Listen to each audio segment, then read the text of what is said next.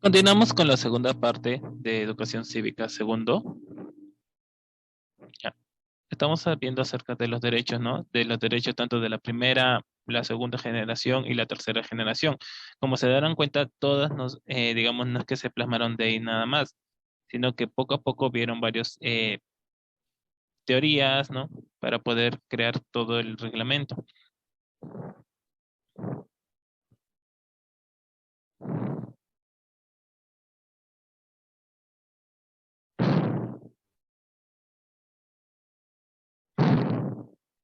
No, aparte, digamos, estén atentos porque de ahí vamos a resolver las preguntas que están en el libro. Eso sí, tanto de la primera parte, ¿no? De sujeto de derecho como los derechos humanos.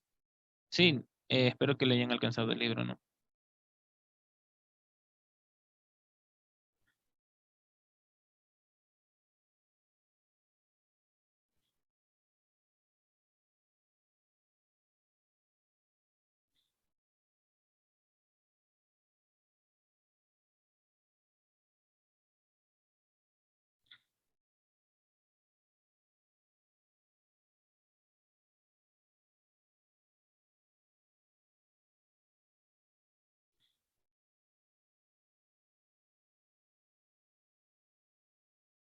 Ya, estamos viendo acerca de los derechos, no todos los antecedentes hasta de la declaración.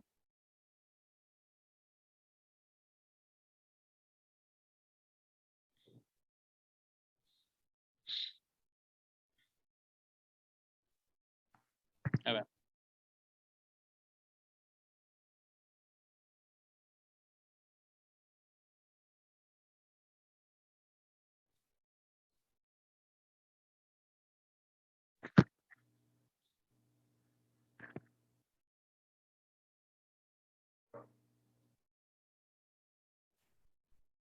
acerca de los derechos económicos, sociales.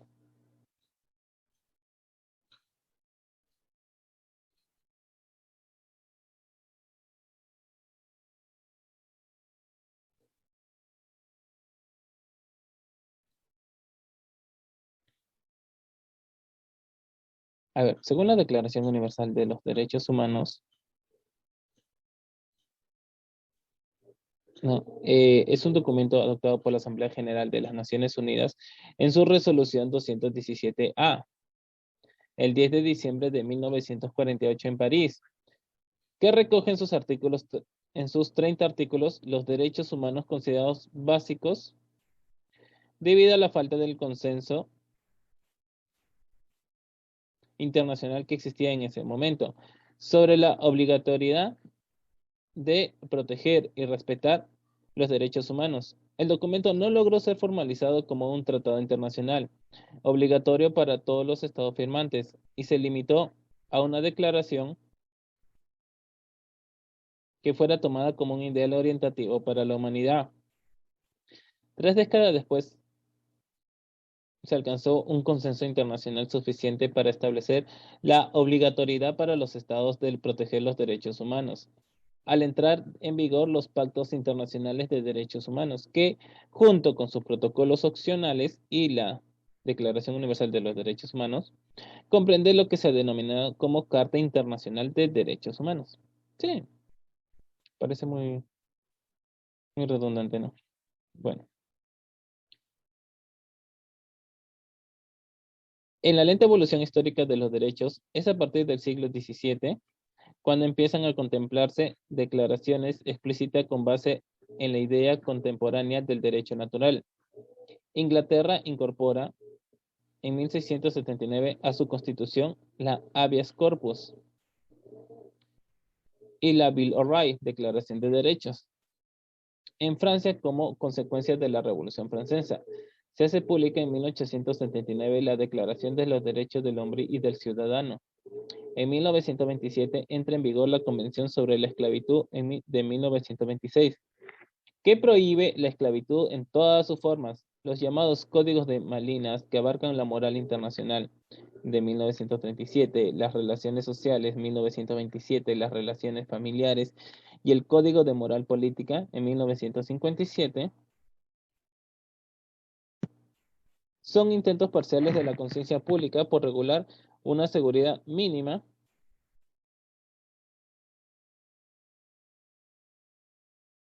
de respeto al individuo, habitualmente ignorado por los estados. Como consecuencia de la Primera Guerra Mundial, la Sociedad de Naciones impulsó los convenios de Ginebra sobre seguridad, respeto y derechos mínimos de los prisioneros de guerra, y en 1948,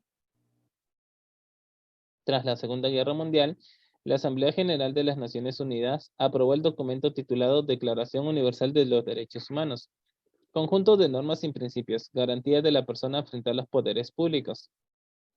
En virtud del artículo 68 de la Carta de las Naciones Unidas, el Consejo Económico Social de las Naciones Unidas creó la Comisión de Derechos Humanos. A este organismo, formado por 18 representantes de Estados miembros de la ONU, se le encomendó la elaboración de una serie de instrumentos para la defensa de los derechos humanos. Dentro de la comisión se creó un comité formado por 8 miembros, que serían Eleanor Roosevelt, Estados Unidos, René Cassin, en Francia, Charles Mal, Líbano, Pen Chun-chang, en China, Hernán Santa Cruz, en Chile, Alexander Bolomok, Pablo, en la Unión Soviética, Lord Duqueston, Geoffrey Wilson, en Reino Unido, y William Roy Hodgson, Australia.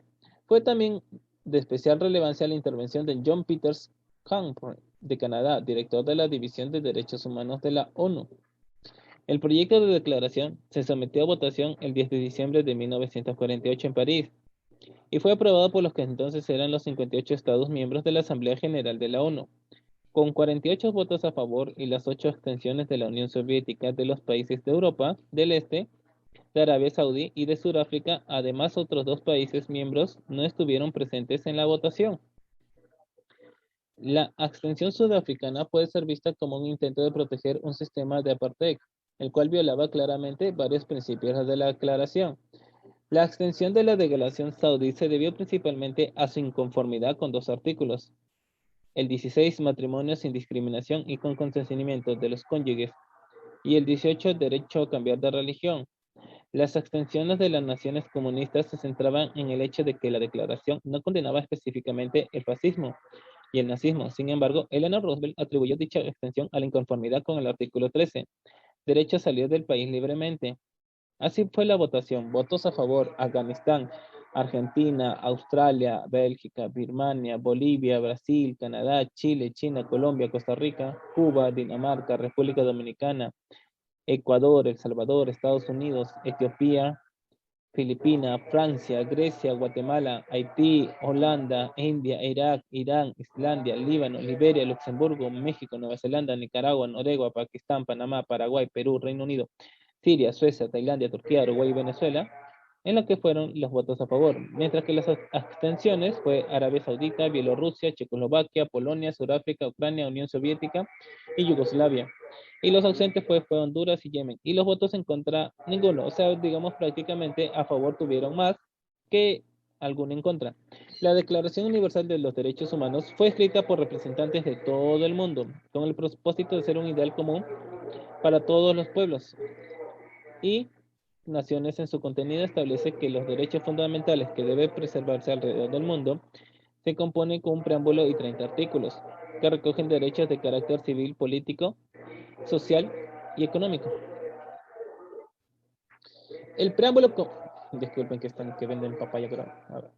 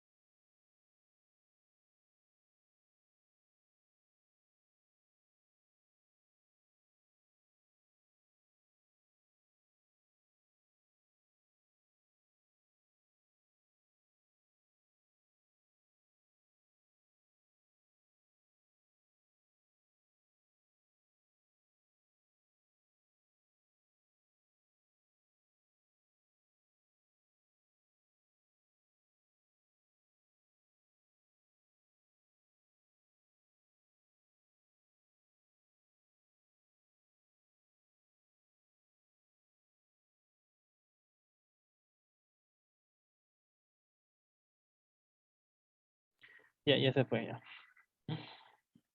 El preámbulo como parte expositiva que precede un documento legal, también llamado exposición de motivos, se presenta como fuente interpretativa y de síntesis de la declaración, planteando así sus intenciones.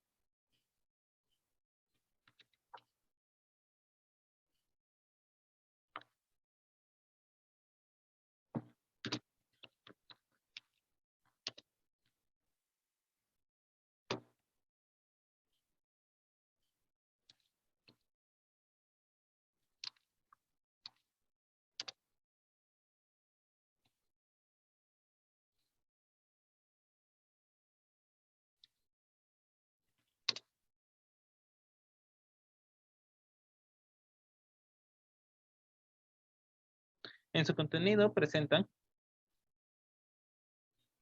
las consideraciones que se toman en cuenta para su elaboración, mencionando el reconocimiento de la dignidad intrínseca, los derechos iguales e inalienables, la promoción del desarrollo de las relaciones amistosas entre naciones, los derechos fundamentales del hombre, en los que se incluyen la dignidad y el valor de la persona humana, y en igualdad de derechos de hombres y mujeres y el respeto universal y efectivo a los derechos.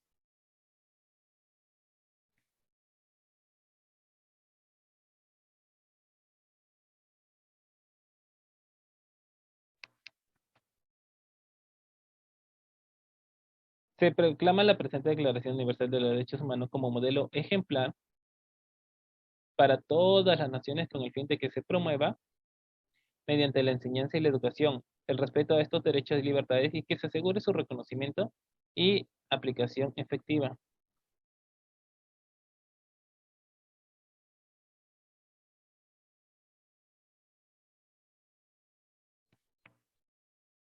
En el artículo 1, como dice, ¿no? Este artículo aclara que la igualdad a los seres humanos refiere a la dignidad y a los derechos. Todos los seres humanos nacen libres e iguales en dignidad.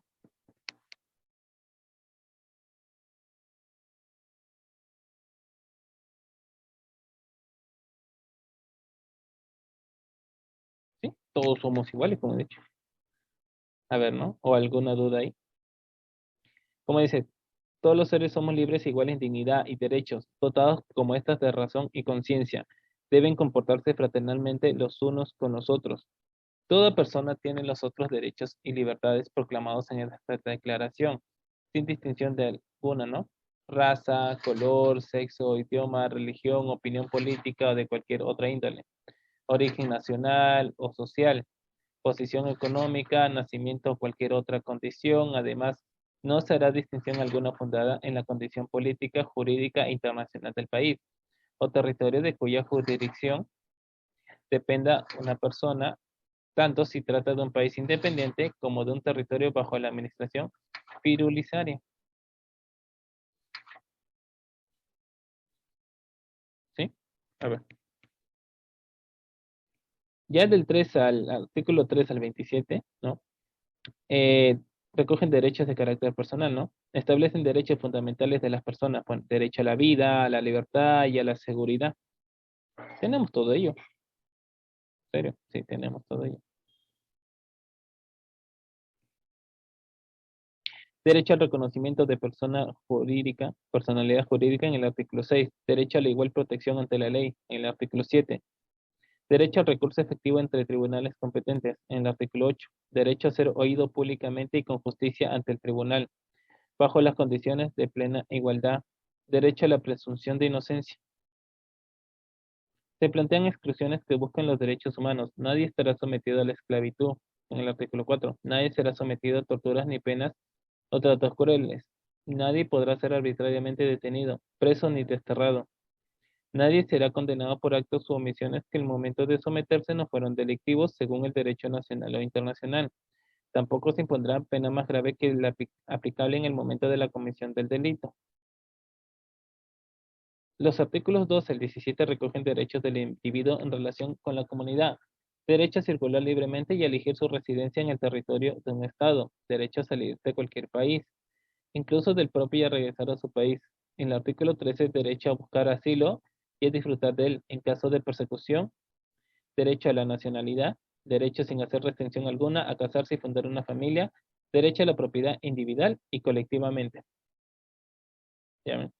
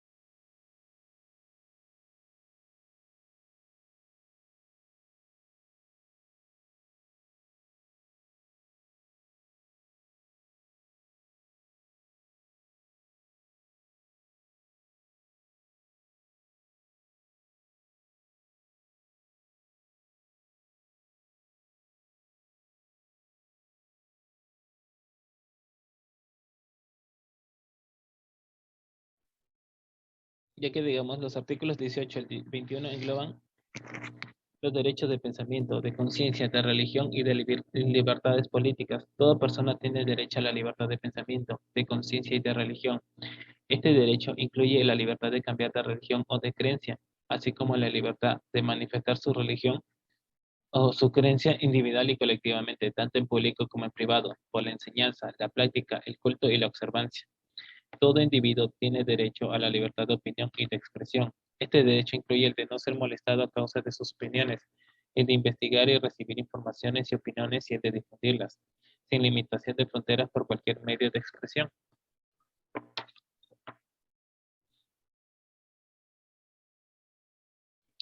Por otro lado, los artículos del 22 al 27 abordan los derechos económicos, sociales y culturales.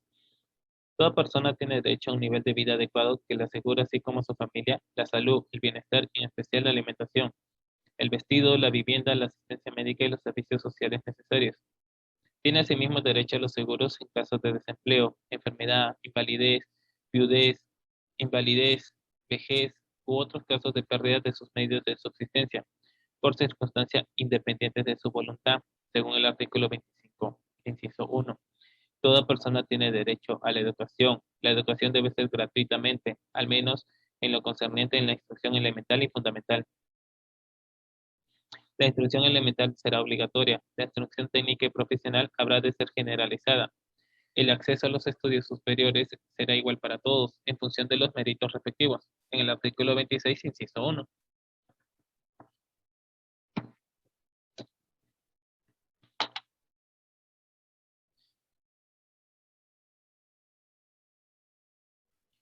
Esta última parte de la Carta, que son los artículos del 28 al 30, abordan las condiciones y límites que todos los derechos deben ejercer. Por ejemplo, toda persona tiene derecho a que se establezca un orden social e internacional que los derechos y libertades proclamados en esta declaración se hagan plenamente efectivos, según el artículo 28.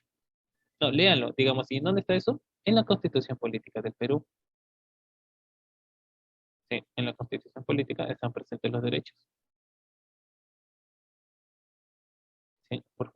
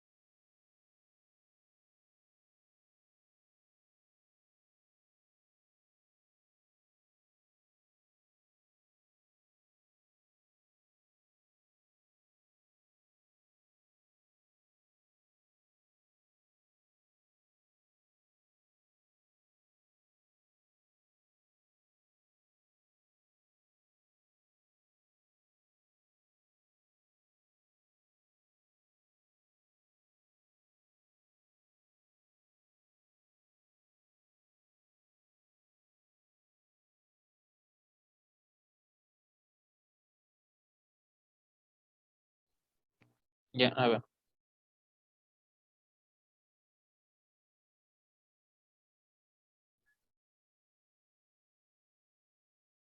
Como vemos, ¿no? Todos los derechos están escritos, ¿no? No es que digamos, no, que no hay derecho, ¿no? Como algunos estaban diciendo.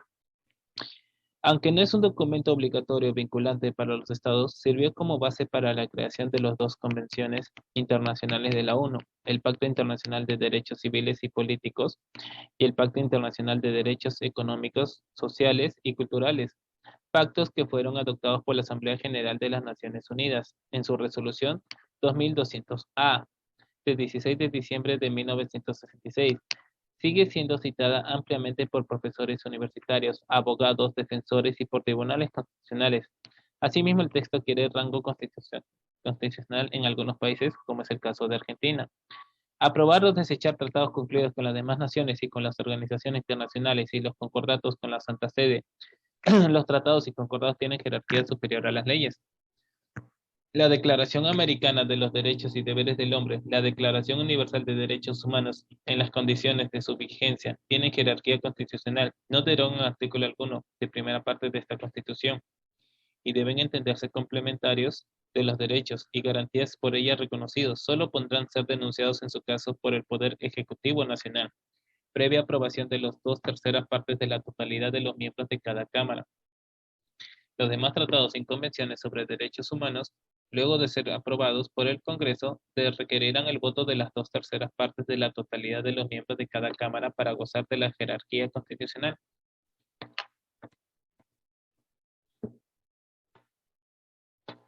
También la Constitución Española de 1978 reconoce la Declaración. Las normas relativas de los derechos fundamentales y a las libertades que la Constitución reconoce se interpretarán de conformidad con la Declaración Universal de Derechos Humanos y los tratados y acuerdos internacionales sobre las materias ratificados por España. Abogados internacionalistas continuamente debaten cuáles son de sus estipulaciones se pueden decir que constituyen derecho internacional consuetudinario. Las opiniones varían mucho en cuanto a esto y se cuestionan desde algunas estipulaciones hasta todo el documento. Según el libro Guinness de los Récords, la TUP es el documento traducido a más idiomas en el mundo. En el 2004 había sido traducido a más de 630 idiomas. Imagínense, bueno, es una carta, digamos, internacional.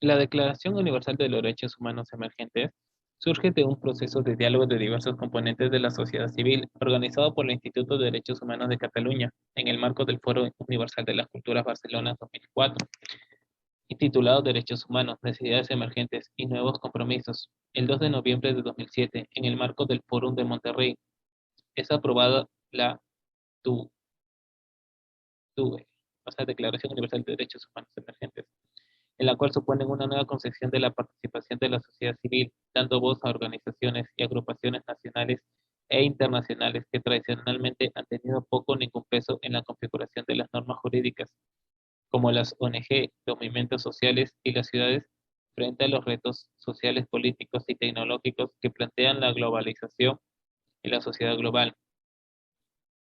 La DU no pretende sustituir ni quitar vigencia de Declaración Universal de Derechos Humanos de 1948 ni a los instrumentos nacionales o internacionales de protección de los derechos humanos.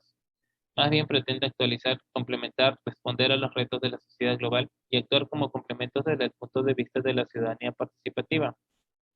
Nosotros, ¿no? Ciudadanos y ciudadanos del mundo, miembros de la sociedad civil comprometidos con los derechos humanos, formado parte de la comunidad política universal, reunidos en ocasión del Foro Universal de las Culturas en Barcelona 2004 y Monterrey 2007, inspirados por los valores de respeto a la individualidad del ser humano, libertad, justicia, igualdad y solidaridad.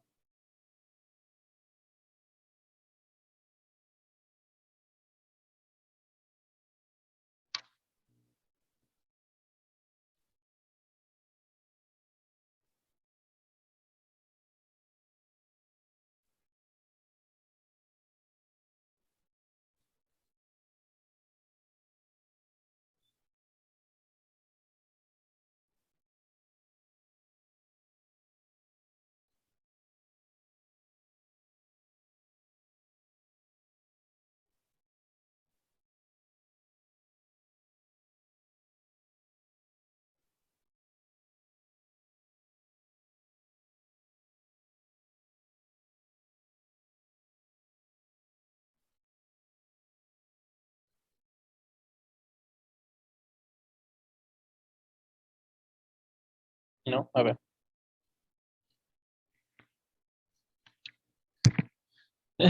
Van a pasar a las preguntas. ¿Listos para las preguntas? Tan fáciles.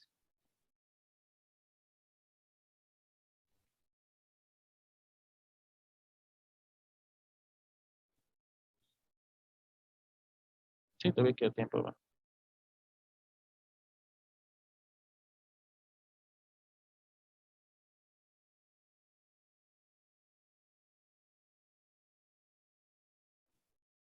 Lo que van a hacer ustedes, escuchen, ¿no?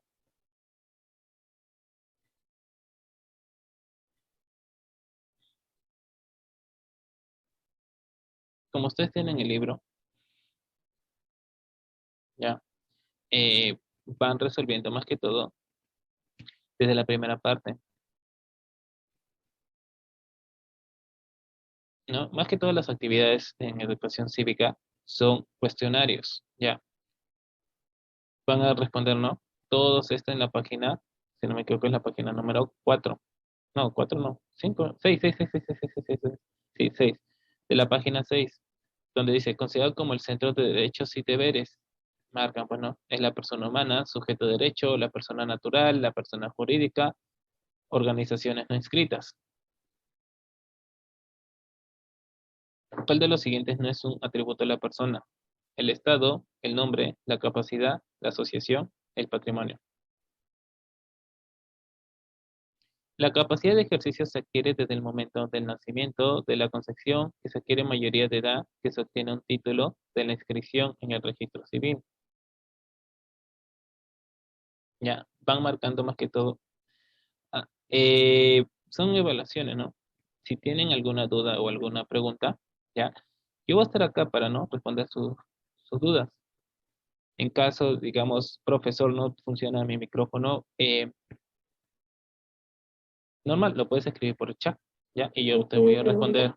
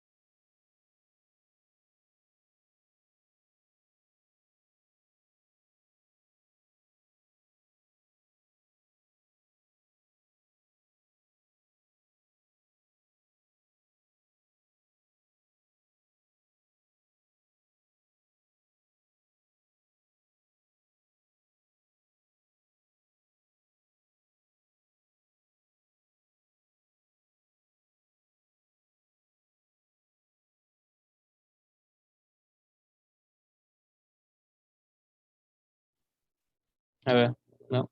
En la primera, a ver, considera como centro de derechos, sujeto de derecho, bueno, esa es la primera. ¿Cuál de los siguientes no es un atributo de la persona? El estado, el nombre, la capacidad, la asociación o el patrimonio. A ver, ¿cuál sería? Si saben la respuesta, márquenlo nada más.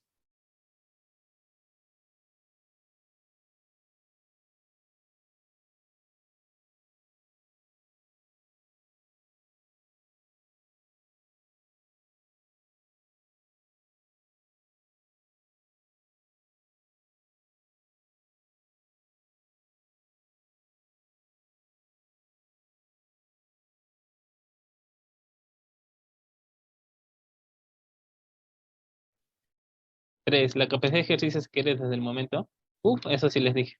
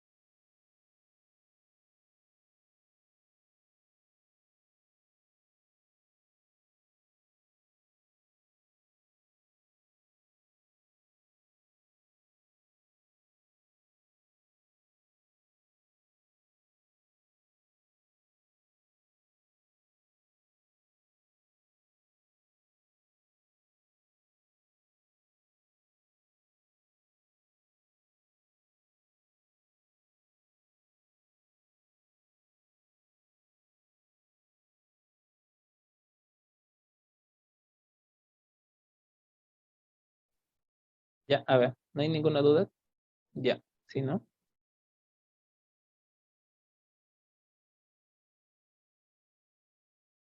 Es necesario para el ejercicio de la ciudadanía, a pesar de que, digamos, puedas sacar tu DNI a los 17, tienes que cumplir 18 años, también tener la capacidad intelectual, está por ahí, entre esas preguntas están.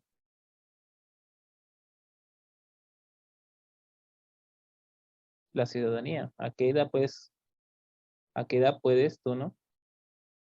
Ejercerla.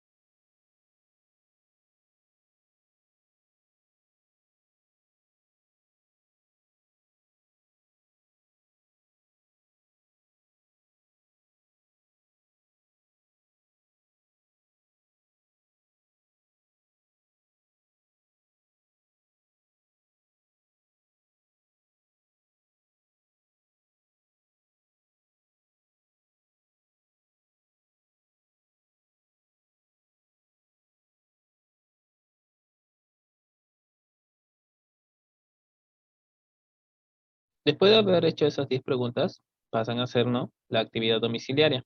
Ahí sí van a tener más que todo más tiempo para poder hacerlo. Ya, nos queda menos de un minuto. Vayan acabando, ¿no? Y eso, digamos, van completando, ya, completando para que después lo manden, ¿no? Lo manden al WhatsApp. Sí, les di mi número de WhatsApp o lo voy a escribir en el chat.